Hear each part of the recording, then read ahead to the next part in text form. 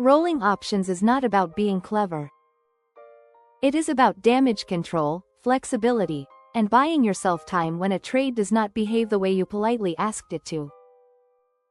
For educational purposes only, not financial advice. Welcome to Epic Money Mindset, the place where ambitious people come to master money, build wealth, and create real, lasting financial freedom. Covered calls and cash secured puts work beautifully when the stock cooperates. Rolling strategies exist for when it does not. And to be clear, the market does not care about your plan, your confidence, or the fact that you just needed one more week. Rolling means closing an existing option and opening a new one.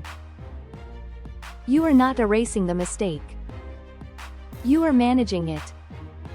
Think of rolling as renegotiating terms, not pretending the original deal never happened. Let's start with covered calls. A common bad situation with covered calls happens when the stock moves up faster than expected. You sold a call, collected premium, felt responsible and disciplined, and then the stock takes off like it just got upgraded by every analyst on the planet. Now your shares are locked up. The call is deep in the money. Buying it back feels painful. Doing nothing means likely assignment. This is where rolling becomes a tool, not a rescue fantasy. One rolling approach is rolling out in time. You buy back the current call and sell a later dated call at the same strike.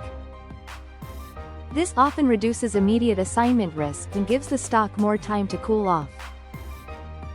The trade-off is duration. Your shares stay locked up longer. Another approach is rolling up and out. You close the current call and open a new one at a higher strike and a later expiration. This can reclaim upside while still collecting some premium.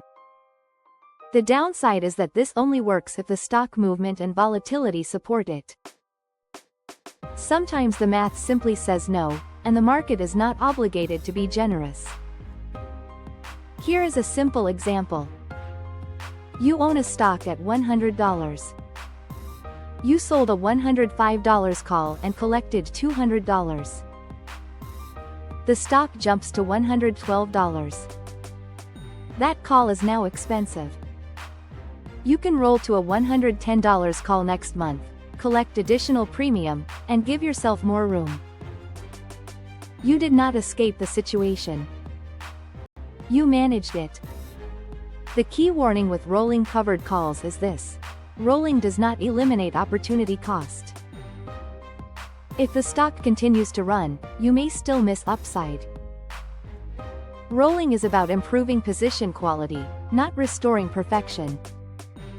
Now let's talk about cash secured puts. The bad situation here is simple.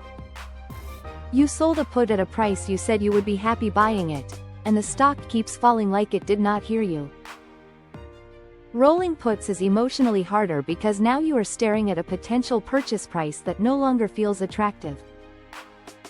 One rolling method is rolling down and out. You close the original put and sell a lower strike put further in time. This reduces your potential purchase price but extends your obligation. You are trading immediacy for flexibility. Another method is rolling straight out at the same strike to collect more premium and buy time. This only makes sense if your long-term conviction in the stock remains intact. Rolling a put on a company you no longer trust is not strategy. It is denial with math. Example. A stock trades at $100. You sell a $90 put and collect $200. The stock drops to $85. You can roll to an $85 or $80 put next month, collect additional premium, and reset expectations.